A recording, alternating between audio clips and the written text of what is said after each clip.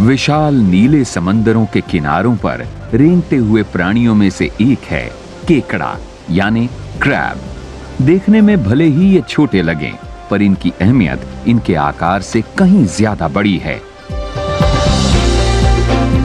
लहरों के उतार चढ़ाव के मुताबिक रेत के अंदर बाहर होने वाले ये क्रैब्स तटरेखा के पारिस्थितिकी तंत्र का एक जरूरी हिस्सा हैं और इनके बिना यहाँ की आहार श्रृंखला की कड़ियां कभी पूरी नहीं हो सकती। ये अनूठी तटरेखाएं ऐसे ही अनेक जैव रूपों के लिए जीवन का आधार हैं।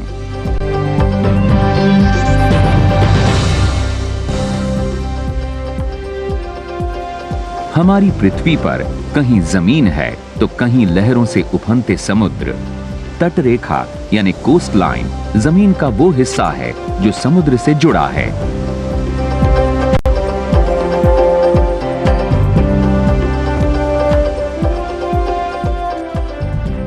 तकनीकी तौर पर धरती के वो किनारे जहां से महाद्वीपीय ढलान यानी कॉन्टिनेंटल स्लोप की शुरुआत होती है, कोस्ट लाइन कहलाते हैं।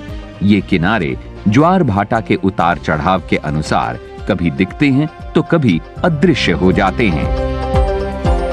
इस नक्शे में हम आउटलाइंस के रूप में सभी कॉन्टिनेंट्स की तटरेखाओं को देख सकते हैं। पूरी दुनिया की कोस्ट लाइंस की कुल लंबाई लगभग 8,60,000 किलोमीटर है। भारतीय कोस्ट लाइन की लंबाई पाकिस्तान से बांग्लादेश की सीमाओं के बीच और विभिन्न टापुओं के आसपास करीब 7,500 किलोमीटर है। ये पश्चिम में गुजरात और दक्षिण में कोंकण और मालाबार के तटों से होती हुई कन्याकुमारी के केप कोमोरिन तक पहुंचती है। फिर ये पूर्व में कोरोमंडल कोस्ट से गुजरती हुई पश्चिम बंगाल में सुंदरबन तक जाती है। इसके साथ ही भारतीय तटरेखा अंडमान निकोबार द्वीप समूह और लक्षद्वीप आइलैंड्स में भी मौजूद है। पृथ्वी पर ये कोस्ट लाइंस अलग अलग रूपों में देखी जा सकती हैं। कहीं पर ये रेतीली होती हैं तो कहीं पर पथरीली। अन्य कई जगहों पर यही तटरेखाएं सपाट जमीन, नमक से भरे दलदल या फिर नदी के मुहानों के रूप में भी होती हैं। ये सभी संरचनाएं किसी एक जगह पर एक साथ नहीं दिखती। तटरेखाओं को बनने में लाखों साल लगे हैं और ये प्रक्रिया आज भी लगातार जारी है। समुद्र की लहरें कोस्ट लाइंस को बनाने में एक अहम भूमिका अदा करती हैं।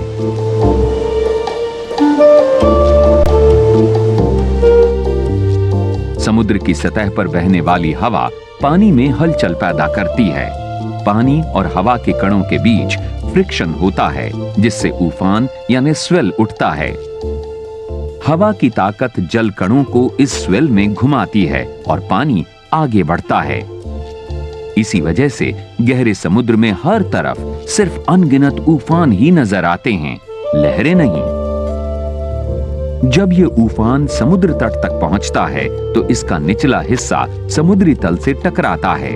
इससे ऊपर के हिस्से को झटका लगता है और इससे ऐसा लगता है कि पानी कूदता हुआ आगे बढ़ रहा है और इस झटके से ही लहर बनती है। लहरें यानी वेव्स कोस्ट लाइंस के पास ही पैदा होती हैं। तटीय ढलानों पर ऊपर जाने के साथ ही इन लहरों की ताकत कम होने लगती है और पानी पूरे तट पर फैल जाता है। इस प्रक्रिया को स्वॉश कहते हैं। इसके बाद पानी ढलान से नीचे उतरना शुरू होता है। इसे बैकवॉश कहते हैं। लहरों का ये उतार चढ़ाव लगातार चलता रहता है। इससे तट के आसपास बहुत से पदार्थ पहुंच जाते हैं। स्वॉश तट पर हवा की दिशा के साथ एक एंगल बनाते हुए बढ़ती है। धीरे धीरे इसकी ताकत कम होती है और इसके साथ बहकर आया पदार्थ उसी एंगल में तट पर रह जाता है। बैकवॉश तट से 90 डिग्री के एंगल पर होता है। इससे तट पर मौजूद पदार्थ भी 90 डिग्री के एंगल पर पीछे जाते हैं। पानी का ये स्वॉश और बैकवॉश इन पदार्थों की जगह लगातार बदलता रहता है। और इस प्रक्रिया को लॉन्ग शोर ड्रिफ्ट कहते हैं।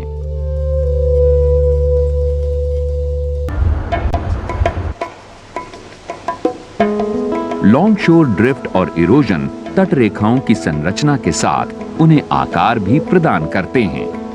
तटीय इरोजन यानी कटाव 3 प्रकार से होता है। जब तट से लगातार टकराती लहरें उसे कमजोर बनाकर तोड़ने लगती हैं। जब पानी में मौजूद पत्थर आपस में रगड़ते हुए तटीय ढांचे पर प्रहार करते हैं।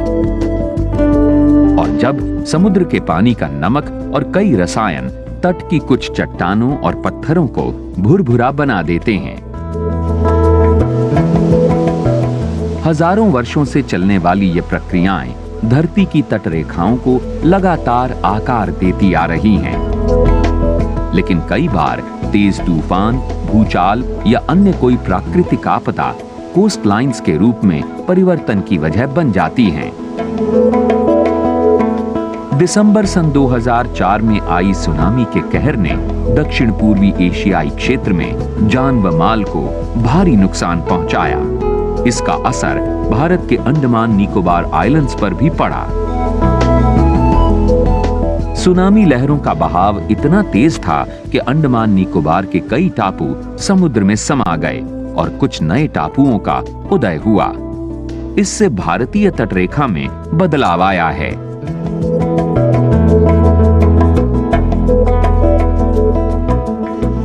संसार में 90% से ज्यादा लाइफ फॉर्म्स समुद्र में पाई जाती हैं। समुद्र अपवेलिंग क्षेत्रों में बहुत उत्पादक होते हैं। जब जमीन से आने वाली हवाएं समुद्री सतह को गर्म करती हैं, तो गर्म पानी सतह पर फैल जाता है। इससे समुद्री तल से ठंडा पानी ऊपर आने लगता है। ये ठंडा पानी अपने साथ समुद्री तल पर पाए जाने वाले माइक्रो ऑर्गेनिजम्स और छोटे पोषक पदार्थ ऊपर ले आता है। इस प्रक्रिया को कोस्टल अपवेलिंग कहते हैं। कोस्टल अपवेलिंग की वजह से जब पोषक पदार्थ ऊपर आते हैं, तो उन क्षेत्रों में भारी मात्रा में मछलियां उन्हें खाने के लिए आ जाती हैं। अपवेलिंग आमतौर पर कॉन्टिनेंटल शेल्फ्स के पास होती है, इसलिए यह क्षेत्र फिशिंग के लिए ज्यादा उपयोगी हैं। उथला पानी, भरपूर रोशनी और पोषक तत्वों की मौजूदगी अपवेलिंग के लिए सहायक साबित होती हैं। किसी भी इकोसिस्टम में प्राणियों की एक दूसरे पर निर्भरता का अंदाजा आहार श्रृंखला यानी फूड चेन से लगाया जा सकता है। अपवेलिंग के दौरान समुद्री तल के तत्व सतह पर आ जाते हैं। फाइटोप्लैंक्टन्स ऐसे सूक्ष्म समुद्री पौधे हैं जो कार्बन डाइऑक्साइड और सूर्य की रोशनी के द्वारा इन तत्वों का फोटोसिंथेसिस करते हैं। अतः फाइटोप्लैंक्टन्स प्राथमिक उत्पादक यानी प्राइमरी प्रोड्यूसर्स भी कहलाते हैं। फाइटोप्लैंक्टन्स ज़ूप्लैंक्टन्स जैसे सूक्ष्म जीवों का भोजन बनते हैं। ज़ूप्लैंक्टन्स को छोटी मछलियां और क्रैब्स जैसे क्रस्टेशियंस खाते हैं और इन छोटे जीवों को बड़ी मछलियां अपना आहार बनाती हैं और ये बड़ी मछलियां इंसानों का भोजन बनती हैं।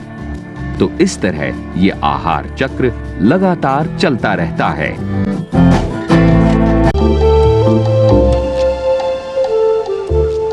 कोरल समुद्र में मौजूद एक अत्यंत महत्वपूर्ण जीव है। कोरल्स को समुद्र का वर्षावन यानी रेन फॉरेस्ट भी कहा जाता है। मछलियों की लगभग 1/3 प्रजातियां अपने भोजन, जीवन चक्र और प्रजनन के लिए कोरल रीफ्स पर ही निर्भर होती हैं। कोरल रीफ्स मुख्यतः ट्रॉपिक ऑफ कैंसर और ट्रॉपिक ऑफ कैप्रिकॉर्न के बीच गर्म पानी के इलाकों में पाए जाते हैं। कोरल रीफ्स समुद्री पर्यावरण का अहम हिस्सा हैं, जो लहरों के तेज बहाव से तटों के इरोजन को कम करते हैं। कोरल रीफ्स की तरह मैंग्रोव्स और मड फ्लैट्स भी लहरों के बहाव को नियंत्रित करते हैं। मैंग्रोव्स की जड़ें तटीय मिट्टी को थामे रखती हैं, जिससे तटीय ढांचे की मजबूती बनी रहती है।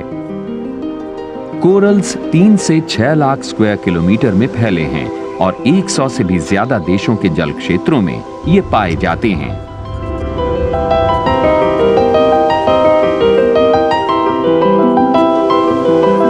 एरियाज की उत्पादकता और खूबसूरती दुनिया भर के लोगों को अपनी ओर खींचती है। लोग यहाँ रहने और मौज मस्ती के लिए आते हैं। संसार की लगभग 6 अरब आबादी का लगभग आधा हिस्सा तट रेखाओं के 60 किलोमीटर के दायरे में रहता है। भारत की 26% आबादी यानी 25 करोड़ लोग हमारी तटरेखा के 50 किलोमीटर के इलाके में रहते हैं। तटीय पानी की उच्च उत्पादकता की वजह से मछली पकड़ने का काम मुख्यतः यहीं केंद्रित है। अपवेलिंग क्षेत्र खुले समुद्र के प्रति यूनिट क्षेत्र के मुकाबले 66,000 गुना ज्यादा मछली का उत्पादन करते हैं। पकड़ी गई मछलियों का 90% हिस्सा तटीय क्षेत्रों के अपवेलिंग जोन से ही आता है। भारत जैसे विकासशील देशों के लगभग 1 अरब लोग अपनी प्रोटीन से संबंधित जरूरतों के लिए मछलियों पर निर्भर हैं। हमारे देश में 60 लाख से भी ज्यादा लोगों का रोजगार फिशिंग एक्टिविटीज पर निर्भर है। हमारी कोस्ट लाइंस पर ऐसे गांवों की भरमार है जहां लोग किसी न किसी रूप में मछली के कारोबार से जुड़े हैं। मछली पकड़ना, उसकी प्रोसेसिंग, जाल बुनना, मछली का निर्यात और उससे जुड़े कई तरह के कारोबार में लोग हजारों की तादाद में लगे हैं। तटीय रेखाएं सामरिक दृष्टि से महत्वपूर्ण होने के साथ साथ विभिन्न देशों के बीच जलमार्ग का भी काम करती हैं। भारत का समुद्री परिवहन सामाजिक और आर्थिक विकास के लिए एक महत्वपूर्ण ताने बाने का काम करता है। भारत के कुल आयात निर्यात का 95% कारोबार समुद्र के मार्ग से ही होता है। समुद्र के रास्ते सामान भेजना जमीन के मुकाबले कम खर्चीला होता है। कोस्टल एरियाज में बनाए गए बंदरगाहों से जुड़ी सेवाओं के साथ ही जहाज निर्माण, मरम्मत तथा माल भेजे जाने जैसे कार्यों की अनंत संभावनाएं हैं। सदियों से हो रही हमारी गतिविधियों ने तटीय रेखाओं की प्राकृतिक प्रक्रिया में दखल अंदाजी भी की है।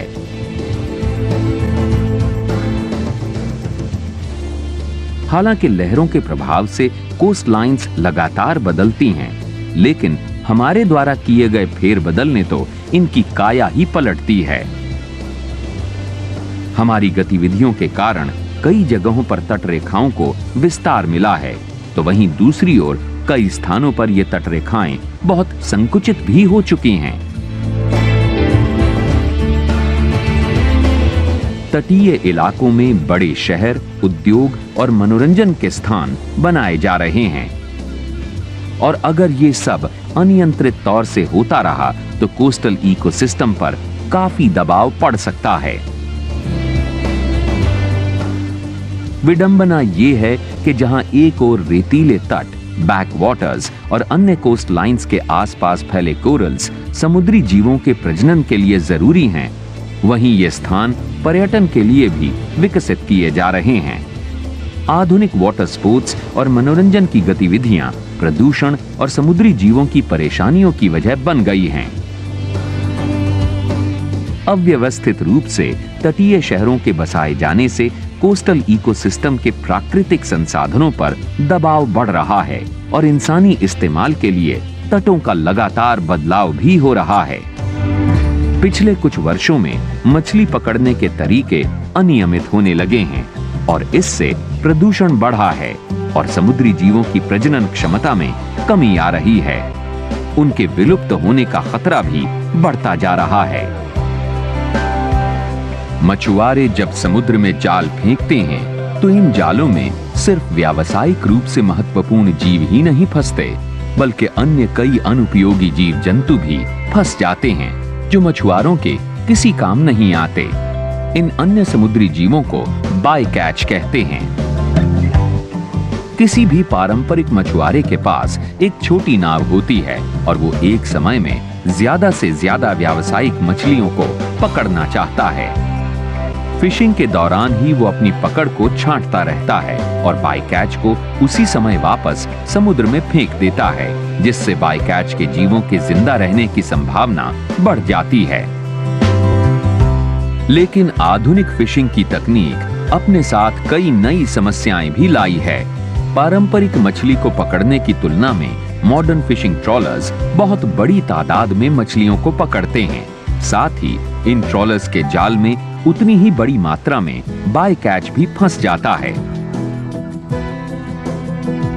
आधुनिक ट्रॉलर्स के जाल काफी विशाल होते हैं और वो समुद्र के तल तक पहुंच सकते हैं। जब ट्रॉलर समुद्र पर चलता है तब जाल समुद्र तल पर घिसटते हुए आगे बढ़ता है।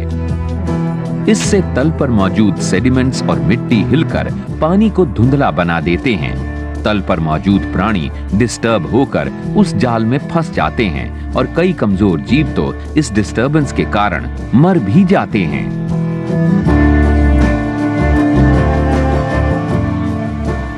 ट्रॉलर्स की कैपेसिटी ज्यादा होने के कारण फिशिंग काफी देर तक होती है और जब तक ये ट्रॉलर्स किनारे पर आते हैं और मछलियां छांटी जाती हैं, तब तक कई जीव जंतु घुटन के कारण मर चुके होते हैं। यही कारण है कि समुद्री प्रजातियों की मात्रा आधुनिक मत्स्य तकनीकी के कारण लगातार कम होती जा रही है और उनकी संरचना में भी बदलाव आ रहा है।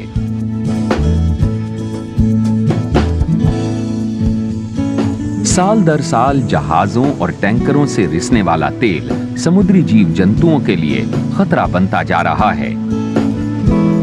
तेल का रिसाव किसी दुर्घटना, प्राकृतिक आपदा, शहरों से बहकर आने वाली गंदगी या फिर जहाजों की रोजमर्रा की सफाई से होता है। ये रिसाव समुद्र और तट पर रहने वाले प्राणियों को पूरी तरह से ढक सकता है, जिससे ये प्राणी घुटकर मर सकते हैं। एक अध्ययन के अनुसार हर साल पूरी पृथ्वी के समुद्री जल में करीब 10,30,000 टन तेल का रिसाव होता है।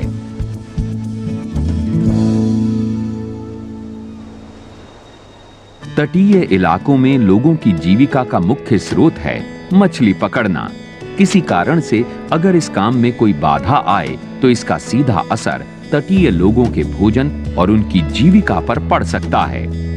कुछ ऐसी ही स्थिति उड़ीसा में चिलिका लगून के आसपास रहने वाले लोगों की हुई थी।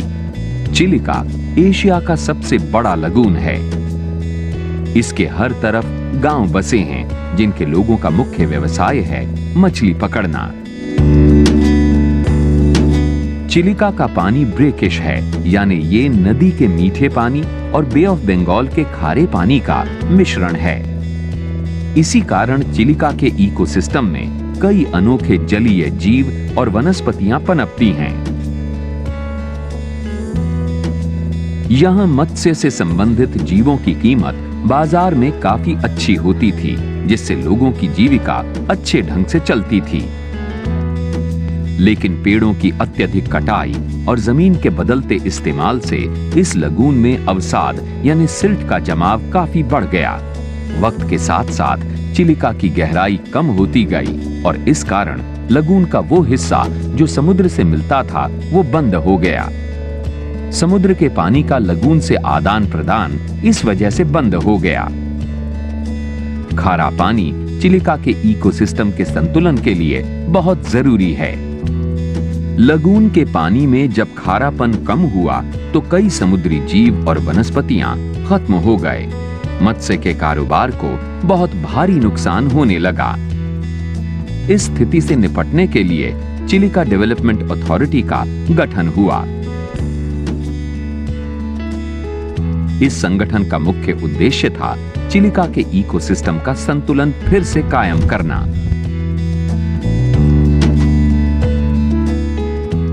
इसके लिए सबसे पहले चिलिका और बे ऑफ बंगाल के बीच एक नया सिरा खोला गया।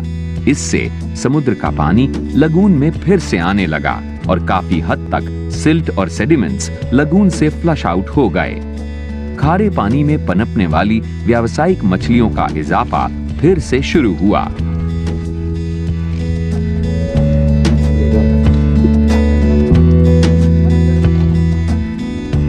इस कार्य में चिलिका डेवलपमेंट अथॉरिटी ने स्थानीय लोगों और मछुआरों की बहुत मदद ली और साथ ही उन्हें चिलिका की रेस्टोरेशन के बारे में जागरूक भी किया।